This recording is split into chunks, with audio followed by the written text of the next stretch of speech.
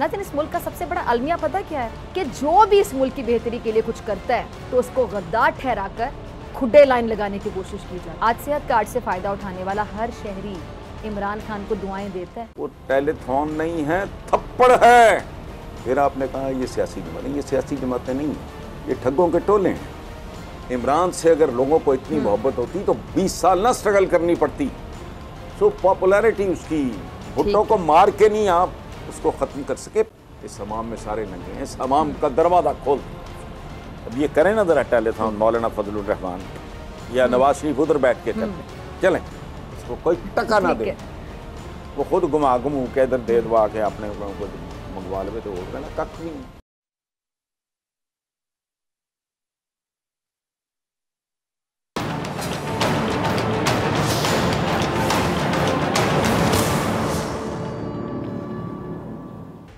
अस्सलाम वालेकुम। प्रोग्राम में खुशामदीद। इमरान खान इस्लामाबाद हाई कोर्ट पेश। इमरान खान ने रखा अदालत का मान। शहबाज हुकूमत हुई परेशान। इमरान खान कौम के असल हीरो। इमरान खान को सिर्फ और सिर्फ कौम का दुख। तहरीक इंसाफ ने सलाह मुतासिरीन के लिए उठाए बेहतरीन इकदाम।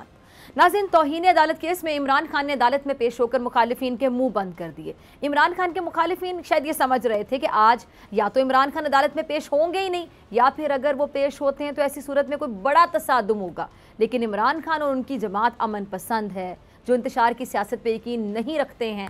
इमरान खान जब अदालत पेश हुए तो उन्होंने हमेशा कानून को सबसे बालातर समझा। अच्छा, आज इमरान खान अदालत पेश हुए और अदालत ने इमरान खान को 7 रोज़ के अंदर अपना तहरीरी जवाब जमा करवाने का हुक्म दिया। अब जाहिर है कि इमरान खान ने पहले भी अदालत के हर हुक्म की तकमील की है और वो अब भी ऐसा ही करेंगे। और इमरान खान ये बात अच्छे से जानते भी हैं कि उनके मुखालिफिन पहले ही इस ताक में हैं, इस इंतज़ार में हैं कि किसी तरीके से इमरान खान का इदारों से तसादुम हो जाए। लेकिन इमरान खान ये बात अच्छे से समझते हैं कि इदारे हैं तो ये मुल्क है, और वैसे भी इस वक्त मुल्क किसी भी किस्म के सियासी बहरान का मुतहम्मिल नहीं हो सकता। मुल्क की मईशत की हालत आप देख रहे हैं, दिन ब दिन बिगड़ती जा रही है। मुत्तहिदा हुकूमत के ज़बरदस्ती इक़्तिदार पे काबिज़ होने के बाद मुल्क सियासी अदम इस्तेहकाम की जानिब बढ़ता चला जा रहा है। अब ऐसे में इमरान खान पूरी कोशिशों में है कि मुल्क को इन मुश्किलात से निकाला जाए, और इसीलिए ये फाशिस्ट हुकूमत ने इमरान खान पर मुख्तलिफ मुकदमात समेत गद्दारी का मुकदमा बनाया ताकि वो इमरान खान की साख को, उनके इमेज को नुकसान पहुँचा सकें। लेकिन जिसको अल्लाह ताला इज़्ज़त देता है तो फिर कोई दूसरा उसकी इज़्ज़त को ख़त्म नहीं करवा सकता।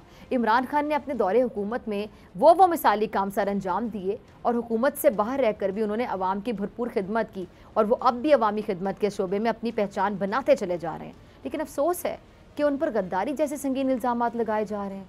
इमरान खान ने उस वक्त हुकूमत संभाली थी जब मुल्क मुश्किल दौर से गुजर रहा था, और इमरान खान ने मुश्किल चैलेंजेस का मुकाबला किया, अवाम को मुश्किल से निकाला। लेकिन शायद इसी का सिला है कि उन पर गद्दारी के फतवे किए जा रहे हैं। इमरान खान खुद अपनी ज़बानी बता रहे हैं कि उन्हें अपनी हुकूमत में किन किन मुश्किलात का सामना था, वो कैसे इन मुश्किलात से अपनी कौम को निकाल रहे थे। ज़रा देखिएगा। जी, तो सुना आपने इमरान खान को। अब इसमें कोई शक नहीं कि इमरान खान ने मुल्क को ठीक करने के लिए पूरी जान मारी, अपना दी बेस्ट दिया, लेकिन उनके बेस्ट परफॉर्म करने का उन्हें यह सिला मिला कि उन पे गद्दारी के फतवे सादिर कर दिए गए। अब आप देखिए, इमरान खान पर गद्दारी के इल्ज़ाम लगाए जा रहे हैं, लेकिन ये वही शख्स हैं जिन्होंने मुल्क को करप्शन फ्री करने के लिए बड़ी बड़ी मछलियों पर हाथ डाला, और फिर इसके बाद सर से पांव करप्शन में डूबे उन रहनुमाओं ने इमरान खान को गद्दार करार देने के लिए क्या क्या जतन नहीं कर डाले। इमरान खान को आज इसीलिए गद्दार कहा जा रहा है कि उनका कसूर ये है कि उन्होंने मकबूजा कश्मीर के मजलूम शहरियों के हकूक के लिए आलमी सतह पर आवाज उठाई, और इमरान खान की इस कोशिश को पूरी दुनिया ने सराहा भी। और दुनिया पर पहली बार ये वाजे हुआ, पहली बार, कि भारत सेक्युलर होने का सिर्फ और सिर्फ नाम नेहाद ठेकेदार है। इमरान खान के दौरे हुकूमत में ये पहली बार हुआ कि उन्होंने भारत की आंखों में आंखें डालकर कहा कि मोदी जिस जबान में बात करेगा उसको उसी जबान में, ऐसी जबान में जवाब मिलेगा। फिर ये इमरान खान ही थे जिन्होंने अमेरिका को एब्सोल्युटली नॉट कहा और कौम को गुलामी से बचाया, और कौमी सलामती पर कोई सौदा नहीं होने दिया। लेकिन इमरान खान के मुल्क से वफा का ही ये सिला था कि उन्हें आज गद्दार ठहराने की कोशिश की जा रही है। सवाल ये है कि क्या कभी कोई गद्दार अपने मुल्क और कौम के हकूक की जंग लड़ेगा? क्या कभी कोई गद्दार कश्मीरियों के हकूक की जंग पूरी दुनिया के सामने लड़ेगा? क्या कोई गद्दार शख्स अमेरिका की आंखों में आंखें डालकर उससे बात करने का हौसला करेगा? लेकिन इमरान खान ने हौसला किया, इसीलिए आज उन्हें गद्दार ठहराने की कोशिश की जा रही है। नाज़रीन, इस मुल्क का सबसे बड़ा अलमिया पता क्या है कि जो भी इस मुल्क की बेहतरी के लिए कुछ करता है तो उसको गद्दार ठहराकर खुड्डे लाइन लगाने की कोशिश की जाती है। इमरान खान ही थे जिन्होंने अपने दौरे हुकूमत में कोरोना का मुकाबला किया और लोगों को भूख और कोरोना से बचाकर, दोनों चीजों से बचाया, कोरोना से भी बचाया, भूख से भी बचाया। किसी के जो चूल्हे हैं ना बंद नहीं होने दिए और विन विन की सूरत हाल पैदा की। इमरान खान के कोरोना की वबा के जमाने में जो उठाए जाने वाले इकदामात थे उनको पूरी दुनिया में पजीराई मिली, पूरी दुनिया ने तारीफ की। स्मार्ट लॉकडाउन के जरिए इमरान खान ने अवाम को कोरोना भूख से बचाया, कोरोना से भी बचाया, भूख से भी बचाया।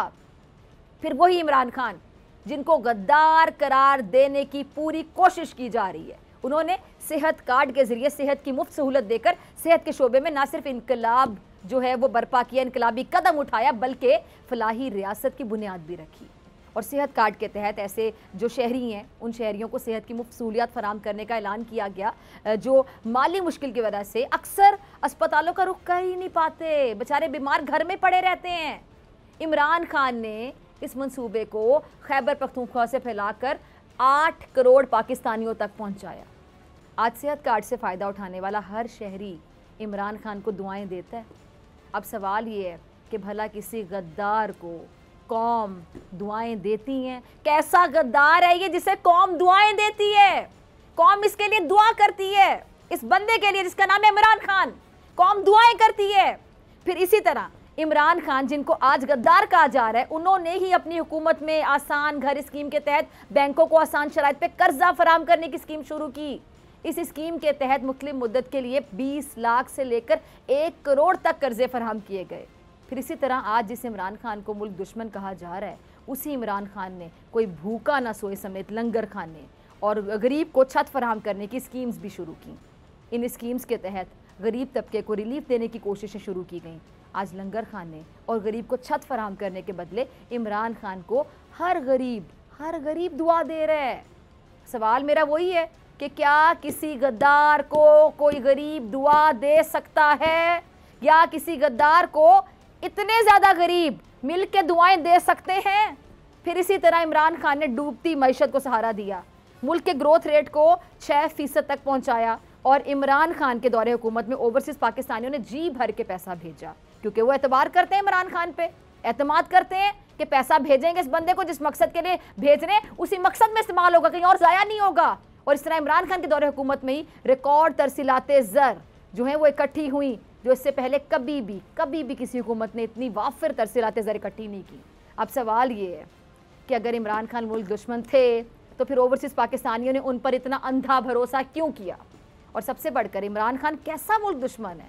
ये बंदा इमरान खान कैसा मुल्क दुश्मन है जो इक़्तिदार से निकल जाने के बाद भी अपनी सैलाबज़दा कौम की मदद के जज्बे से सरशार होकर 5 अरब रुपए जमा कर चुके हैं। 5 अरब रुपए। ना सिर्फ इमरान खान ने जो इस मुल्क के लिए किया है, अगर मैं सारी तफसील बताना शुरू हो जाऊं तो यकीन जानिए वक्त कम पड़ जाएगा। लेकिन मैंने इमरान खान की कौम और इस मुल्क के लिए खिदमात के जो अहम काम गिनवाए हैं, उसके बाद भी इमरान खान को गद्दार करार देने का सिलसिला चलेगा। मेरे ख्याल से अब ऐसे नहीं चलेगा। मौजूदा सियासी सूरत पर बात करने के लिए मेरे साथ मौजूद हैं सीनियर तज्ज़ियाकार हसन निसार साहब। हसन निसार साहब, बहुत शुक्रिया वक्त देने के लिए।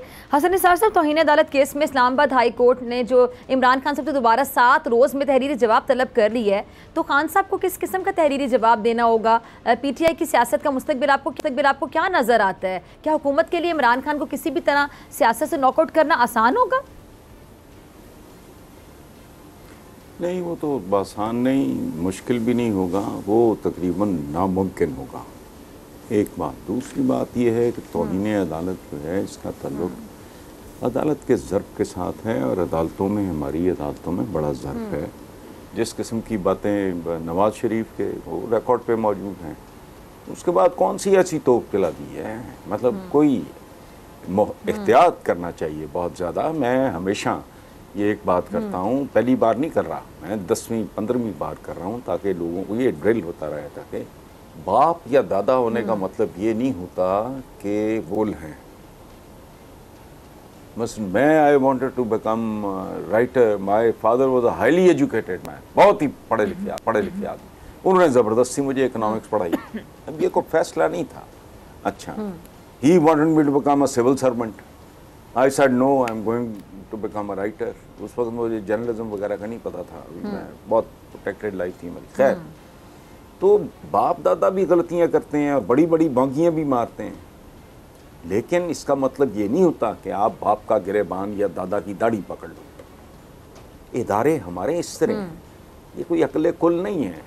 जिस तरह का हमारा बाकी समाज है, जिस तरह की हमारी इक़्तिसादियात है, जिस तरह की हमारी अखलाकियात हैं, जिस तरह की हमारी सिविल ब्यूरोक्रेसी है, वो हम आपस में एक ही जिस्म के आज़ा हैं। सो ये नहीं मैं कह रहा कि वो कोई मुबर्रा हैं और गलतियों से पाक हैं। एक जुल्फ़कार अली भुट्टो की फांसी जो है उसका दाग नहीं धोया जा सकता, लेकिन ऑल सेड एंड डन एक बात पक्की है, ये हमारे इज्तिमाई बुज़ुर्ग हैं। मैं टीचर, आप यकीन करोगे ना, मैं अब भी मेरे बच्चों के को टीचर्स वगैरह मिलने आते हैं, मुझसे एज में आधे भी नहीं होते, मैं उठ के खड़ा हो जाता हूँ। तरबियत है अपनी अपनी ना। तो हम लोगों को चूँकि तरबियत का कहते हैं आमतौर पे अंदाज़ा नहीं है, तो अदालतों के बारे में बात करना ज़बान दराजी। पॉलिटिक्स और तरह का खेल है भाई, हमने खेला नहीं, देखा बहुत है। इसमें ये कमान से निकले हुए तीर की तरह होता है, उसको वापस नहीं लाया जा सकता। आप इमरान खान की एक अनप्रेसिडेंटेड किस्म की वो जो पॉपुलैरिटी है, उसका क्या करोगे आप? जो मर्जी कर लो। भुट्टो को जान से मार के भी आपने क्या कर लिया उसका? वो आज भी Pakistan Peoples Party is a reality, Noon League रहे न रहे। अच्छा, पाकिस्तान एक जमहूरी रियासत है, अब इसमें बहुत सी सियासी पार्टी हैं, जैसे कि अभी आपने कुछ पार्टीज़ का जिक्र भी किया, आपने पीपल्स पार्टी के हवाले से अपनी राय का इजहार किया, नून लीग के हवाले से भी। अच्छा, लेकिन इस वक्त मुल्क में जो 3 बड़ी सियासी जमातें हैं, सब अपनी अपनी जगह पे कौमी सतह पे कह लें कि अपना लोहा मनवाने की कोशिश कर रही हैं। तहरीक इंसाफ की मकबूलियत कम करने के लिए ये जो इत्तेहादी हुकूमत है, ये हर तरह का हरबा इस्तेमाल करना चाह रही है और कर भी रही है। तो क्या वाकई तहरीक इंसाफ की मकबूलियत को कम करना इतना आसान है जितना मुत्तहदा हुकूमत को दिखाई दे रहा है, नज़र आ रहा है? यार, पहली बात तो ये है कि आपका सवाल जो है वो मेरी तो पूरी ज़िंदगी की मेहनत की और एफर्ट की नफ़ी करता है। ये पाकिस्तान जमहूरी मुल्क है, पाकिस्तान कत्तन जमहूरी मुल्क नहीं। फिर आपने कहा ये सियासी जमातें, ये सियासी जमातें नहीं हैं, ये ठग्गों के टोले हैं। इन लफ्ज़ों में कॉन्ट्रडिक्शन है यार। जमहूरियत का मतलब है, जमहूर से निकला है ये लफ्ज़। जमहूर कहते हैं अवाम को, अवाम का बेड़ा गर्क है ना। कोई सेनेट में अवाम मुझे नज़र आते हैं ना, नेशनल असम्बली में ना, प्रोविंशियल असम्बलीज में, और टिपिकल किस्म के लोग हैं। बहुत से लोग जो मसलसल इक़्तिदार में हैं, ये वो लोग हैं जिनका शजरा नस्ब पढ़ें, इनके वाइसरायज वगैरह के नाम, इनके बुजुर्गों के ख़त पढ़ें, बंदा अपनी नज़रों से गिर जाता है। जमहूरियत है, किधर जमहूरियत है? शैम डेमोक्रेसी, कम से कम ये लफ्ज़। ये एक चुड़ैल है जिसने खूबसूरत औरत का रूप धारा हुआ है। एक टेलीथॉन, वो टेलीथॉन नहीं है, थप्पड़ है इन सब के मुंह पे। अवाम देखो, एक नई जनरेशन आ गई है जो हाई प्रोफाइल स्कूल्स की पढ़ी हुई है। ये चूंकि बुनियादी तौर पे ज़हनी लिहाज से पस्त लोग होते हैं, ये इंटेलेक्चुअली बहुत इन्फीरियर लोग होते हैं, इनको समझ नहीं आ रही। हमारे बचपन में 1-2 स्कूल्स होते थे, कोई डिविजनल पब्लिक स्कूल हो गया, लासाल हो गया, ये वो, बाकी टाट स्कूल थे। बाकी क्या था? या फिर बहुत ही जो हाई प्रोफाइल एचएसएन वगैरह, उस वक्त अमेरिकन स्कूल भी नहीं था, या कैडेट कॉलेजेस होते थे। तो 90% आबादी वो टाट स्कूलों की मारी हुई होती थी। अब बच्चों का एक्सपोजर या आपका मीडिया, बच्चे हमारे I was in my 20s जब मैं पहली बार मुल्क से बाहर गया। मेरे बच्चे 20s क्या, टीन एज से भी पहले यूरोप अमेरिका के चक्कर लगा चुके हैं, पूरा मिडल ईस्ट देख चुके हैं। फर्क है, इनको नहीं ये हजम होने, ये बाऊ है भैया, ये नहीं, they are not going to swallow them, ये उनको वॉमिट आउट करते हैं और कर रहे हैं, और वो ही हो रहा है। अवाम की पॉपुलैरिटी अपनी जगह, इनके साथ नई नस्लों की नफरत, वो बहुत उस पे हम लोग गौर नहीं कर रहे हैं। अवाम की पॉपुलैरिटी, द रियलिटी, वो अपनी जगह पे है, लेकिन ये रियलिटी किस कॉस्ट पे है? इनसे ठीक नफरत है। उसकी मोहब्बत में तब्दील हो गई। अब बात सुनो, इमरान से अगर लोगों को इतनी मोहब्बत होती तो 20 साल ना स्ट्रगल करनी पड़ती। मैं बुनियादी मेंबर्स में से हूं, मुझे पता है पूछता ही कोई नहीं था। कितनी लंबी लड़ाई लड़ी इमरान, इनके बारे में नफरत और अवेयरनेस बढ़ती गई। इमरान का जो अपना एक तरीकाकार है, वो डटा रहने वाला आदमी है, वो आहिस्ता आहिस्ता अट्रैक्ट करता है कि ये बकवास है। ये जब क्रिकेट को और शौकत खानम को कंफ्यूज करते हैं इमरान की पॉपुलैरिटी के साथ, ये अहमक हैं, इनको सोचना भी नहीं आता। ये ओरिजिनल थिंकिंग से महरूम लोग हैं।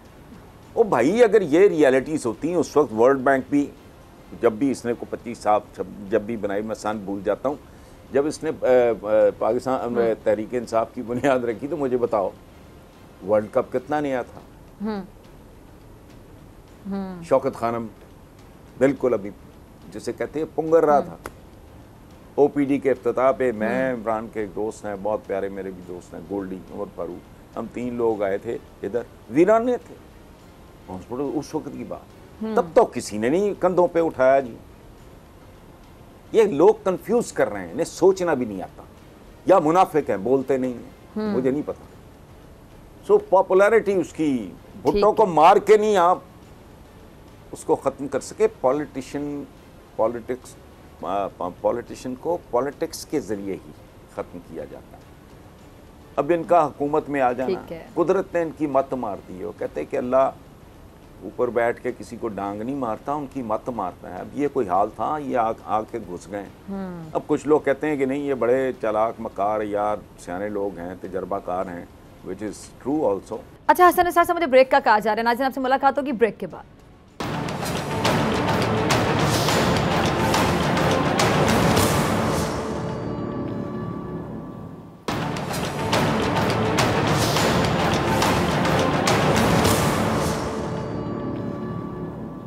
वेलकम बैक नाजरीन, हसन निसार साहब मेरे साथ मौजूद हैं। हसन निसार साहब, मैं आपकी तरफ आना चाहूँगी। अभी जैसा आपने बड़ा खूबसूरती से बताया कि जो अभी जो जनरेशन है वो इनको एक्सेप्ट नहीं करेगी, वो जो आजकल के बच्चे हैं, आजकल की जो यूथ है, तो फिर अब जो निज़ाम है वो फिर आपको बदलता हुआ दिखाई देता है, कुछ बदलेगा या फिर ये ऐसे ही चलता रहेगा? ऐसे नहीं चलेगा। It is known as last leg. अगर इस मुल्क में रहना है तो फिर इस निज़ाम ने नहीं रहना, नहीं चलेगा। ये निज़ाम और ये मुल्क अब एक साथ नहीं चल सकते। आपको बुनियादी जौहरी तब्दीलियां लानी होंगी। आपको ये बदमाशी, ये ढोंग, ये वारदात, ये बहरूपियों वाला काम ख़त्म करना होगा। जमहूरियत है तो जमहूर को लाओ। और ये तो ऐसे लोग हैं यार, कभी गौर करो। ये खुसूसी नशिस्तें आई, वहाँ भी इनकी बेटियाँ, बीवियाँ, बहनें, बांजियाँ, खानदान के खानदान अंदर खुसूसी नशिस्तों के नाम पे बैठे बैठाए अपनी नशिस्तें बढ़ा ली। वो यहाँ तुम्हें कोई बहुत हाई प्रोफाइल, कोई रिटायर्ड वाइस चांसलर खातून, कोई आला पाए की डॉक्टर, को फलानी, ये अनपढ़ हैं सारे। इनमें से मेजॉरिटी को आप कहें सिविल सर्विस के इम्तिहान में बैठे, इनमें से शायद 2-4% क्वालिफाई करें। पीपल लाइक एतजाज हसन, वो तो आज भी टॉप करेगा, बाकी कौन है ये स्वाए ये चतर चलाकियां सियासत की और जोड़ तोड़ फलाने कॉन्स्टिट्यूएंसी, खरीदो फरोख्त, झूठ, ये वो, जात बरादरी, मसलक मुसलक, ये सारा ये खेल है। ये अवाम, मुझे को बताओ कोई मतलब, बाकी छोड़ो, कोई पढ़ी लिखी खवातीन नहीं है middle class, upper middle class की, जिन्होंने नाम ना बनाए हों। कोई रिटायर्ड वाइस चांसलर हैं, कोई प्रिंसिपल्स हैं, कोई आईटी एक्सपर्ट्स हैं, कोई टॉप की लेडी डॉक्टर्स हैं। मैं तुम्हें इतने प्रोफेशंस में इतनी नामवर हमारी खवातीन, ये पूरी ब्यूरोक्रेसी पे वो बच्ची भारी या पता नहीं क्या, वो डांग लेके जिसने लोगों को डंडे मार के मतलब हाँक के लोगों को बाहर निकाला और उनकी जिंदगियां बचाई। ये लेवल है अवाम का। यानी अवाम को उनकी बेहतरी के लिए भी आपको डांग उठानी पड़ती है, क्योंकि आपने तालीम से महरूम रखा है। और ये बहुत खबीस तबकात हैं। ये एमए नहीं, सर पे पड़ी एटम बम बना लिया, क्वालिटी प्राइमरी एजुकेशन नहीं दे सके। इसलिए नहीं कि दे नहीं सकते थे, इसलिए कि वो देना चाहते नहीं थे। है ना, एक ये बीकन हाउस, लाहौर ग्रामर, ये वो एक नस्ल आई है अपर मिडिल क्लास की। कॉम्प्लेक्शन मुल्क का बदल गया कि मैं जमहूरियत के खिलाफ नहीं हूं। क्यों नहीं है भैया? वजह, ओ भाई जमहूरियत के खिलाफ तो मैं भी नहीं हूं, मैं तो अल्ट्रा डेमोक्रेट में हो तो सही। आप मुझे गंदे गलीज पानी की बोतल पीने को कहें जिसके ऊपर लिखा हो आबे जमजम, तो मैं तो आपके सर पे मारूंगा वो। तो इस पूरी कौम को आबे जमजम का लेबल लगा के गलीज पानी पे पाला गया है। जिसका दिल करता है कंटेस्ट कर ले। वो जोकर और मस्खरे 95%। कौन लोग हैं? कभी सुना? वैसी शर्म आती है, बंदे का दिल भी कर रहा हो ना लेने को, वो प्रॉपर्टी बाहर बंदा कहता है यार या तो हमेशा के लिए दफा हो जाओ, छोड़ के चले जाओ, अच्छा नहीं लगता। कभी सुना है किसी महजब मुल्क के? हमारे कितने कितने नॉर्दर्न एरियाज में कितने कितने खूबसूरत इलाके हैं। इमरान ठीक कहता है, उनको भी शायद नसीब नहीं। देखा किसी ने वहां जाके कोई एवन फील्ड बनाया है? जस्ट शर्म करो, टोटल झूठ। एहसान फरामोश इतने, वो ज़ियाउल हक का बेटा एजाजुल हक, वो एवरेज है, एवरेज होगा, मैं उसे ना होने के बराबर जानता हूं, लेकिन आज तक उसकी माली दयानत पर किसी ने उंगली नहीं उठाई। इन्होंने उसको भी टच कर दिया। जिसको बाप कहते थे, जिसकी पहली इब्तदाई बरसियों में ये चीखें मारते रहे, हम ज़ियाउल हक के मिशन को लेके चलेंगे, हम उसका अधूरा मिशन मुकम्मल करेंगे, ये बातें रिकॉर्ड पे हैं सारी। आज इनमें से किसी से पूछो ज़ियाउल हक की कब्र कहाँ है, इन्हें शायद ये भी भूल गया हो कि कब्र कहाँ है, रास्ता भूल गए। ये ताजर टाइप लोग थे, वो लगा एक फ्लूक इनका ठीक ठाक था, लेकिन वो फ्लूक इस तरह मुस्तकिल नहीं रहते, वो ख़त्म हो रहा है, वो उधड़ रहा है। टेलीथॉन इज द मैसेज, ये याद रखना। अच्छा, ये जो फॉरेन फंडिंग का इन्होंने बड़ा रोला मचाया हुआ था, तो इनको तो ये नहीं समझ आ रही थी कि फॉरेन फंडिंग ममनुआ फंडिंग में फ़र्क होता है। फिर एक उर्दू वाला फ़ौरन होता है जल्दी जल्दी। उन्होंने टेलीथॉन की और घंटों में फ़ौरन फंडिंग आ गई, यानी जल्दी जल्दी फंडिंग आएगी उनके कहने पे। अब लोग अगर एतबार करते हैं इमरान खान पर, लोगों को एतमाद उस बंदे पर, लोगों को लगता है कि वो करप्शन नहीं करते हैं, उनको जो पैसा दिया जाएगा, जिस मकसद के लिए दिया जाएगा, उस मकसद के लिए इस्तेमाल होगा, तो फिर दिलों में मोहब्बतें, एतबार, एतमाद, ये तो अल्लाह डालता है, कोई निकाल तो नहीं सकता। ये समझ नहीं आ रही समझने वालों को, ये जो मुत्तहिदा हुकूमत के लोग हैं सब इकट्ठे मिल गए, लेकिन इकट्ठे मिलने के बावजूद एक इमरान खान इन पे भारी होता है। वो एक जलसा करते हैं, घंटों पहले कॉल देते हैं, जब में गफीर आ जाता है, ये जलसा करते हैं, तो वो जलसे को जलसा कहने गलत लग रहा होता है कि गलत रिपोर्टिंग है, उसको जलसा को तो जलसी लग रहा होता है, छोटी सी। अल्लाह पाक का एक फैसला है कि इंसान दुनिया छोड़ने से पहले किसी ना किसी तरीके से एक्सपोज हो जाता है। इमरान ने अब तक और कुछ किया नहीं किया, पॉलिटिक्स में आके कम से कम इस हमाम, ये मुहावरा है, इस हमाम में सारे नंगे हैं, इस हमाम का दरवाजा खोल दिया और लोगों ने देख लिया, खत्म। अब ये करें ना जरा टेलीथॉन, मौलाना फजलुर रहमान या नवाज शरीफ उधर बैठ के कर लें। चलें एक काम करते हैं, नवाज शरीफ को आप चैलेंज दो, कहो वहां बैठ के टेलीफोन करो,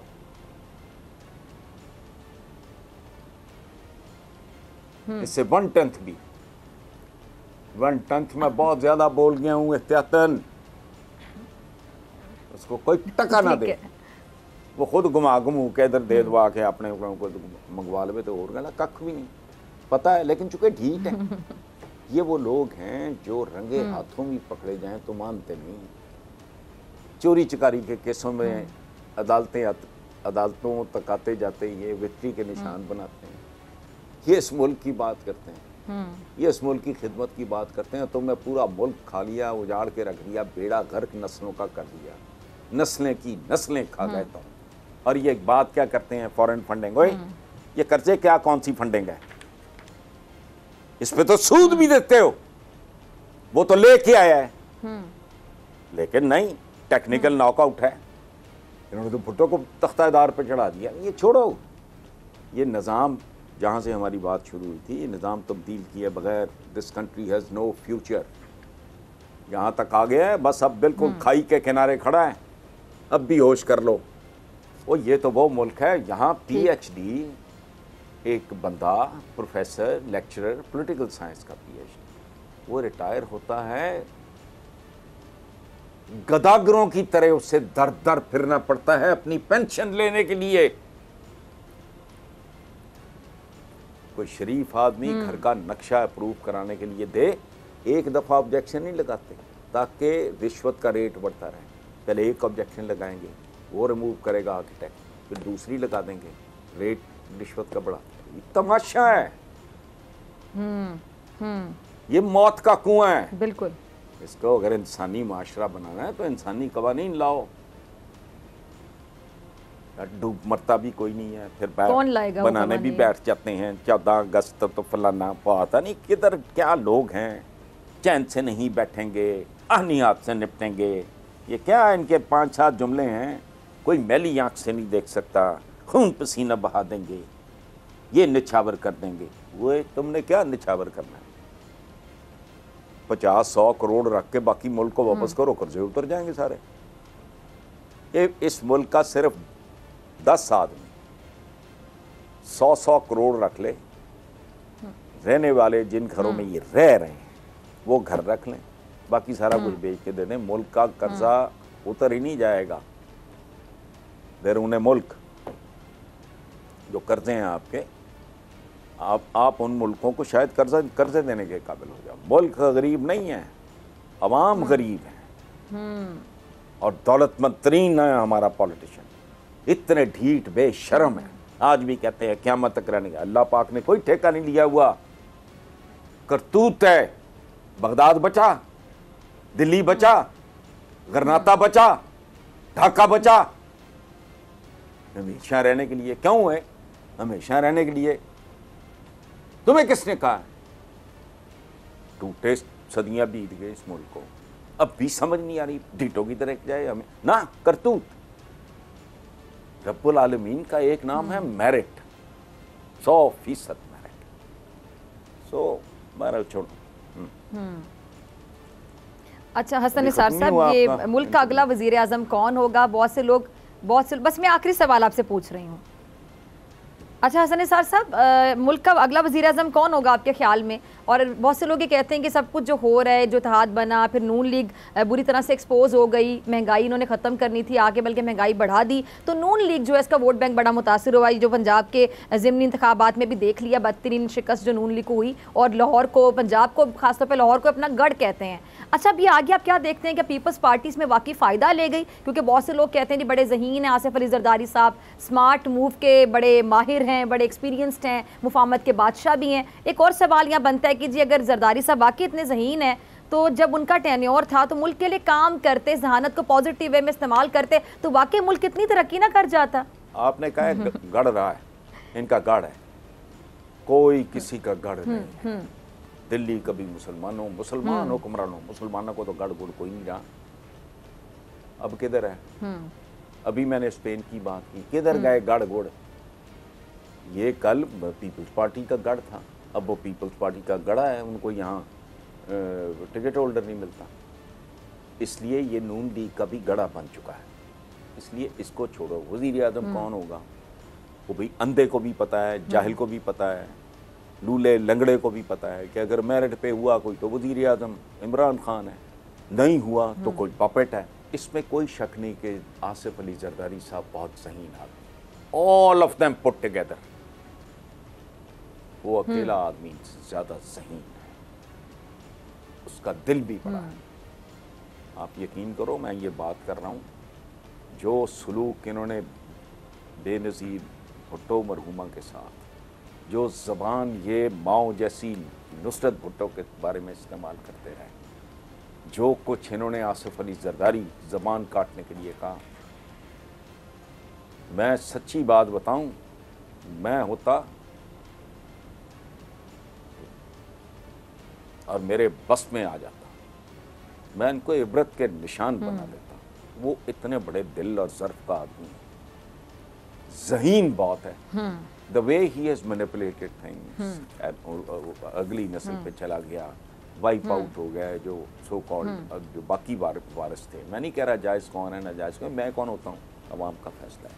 ठीक है, लेकिन एक बात याद रखना, वो ना भूलना, जिंदगी में जहानत नहीं दानिश की ज़रूरत होती है, क्योंकि दानिश हमेशा खैर मांगती है, पॉजिटिव होती है। जहानत शरारती भी हो सकती है, ईवल भी हो सकती है, मुहिमजू भी हो सकती है। इस जिंदगी में याद रखना, विजडम और इंटेलिजेंस, इंटेलिजेंट आदमी ईवल भी हो सकता है, वाइज आदमी ईवल नहीं होता। ये नहीं कि वो समझता नहीं और कर नहीं सकता, नहीं, विजडम पॉजिटिव चीज है। ठीक है हसन निसार साहब, ये औलिया पैगंबरों की, औलिया की वरासत है जो खैर मांगती है। मैंने अभी अपनी कमीनगी का एतराफ़ किया ना, ठीक है जी, कि जो कुछ आसिफ अली जरदारी की फैमिली और ख़ुद आसिफ अली जरदारी के साथ हुआ, मेरे साथ हुआ होता, मुझे मौका मिलता, मैं नामो निशान मिटा देता इनकी। मैंने एतराफ़ क्या किया है, अपनी कमजोरी का एतराफ़ किया। ठीक है हसन साहब, बहुत शुक्रिया आपके वक्त के लिए। इसी के साथ मुझे दीजिए इजाज़त होगी, इंशाल्लाह कल सेम टाइम सेम चैनल की ज़िंदगी ने वफ़ा की। दुआओं में याद रखिएगा, अपना बहुत ख्याल रखिएगा। अल्लाह निगहबान।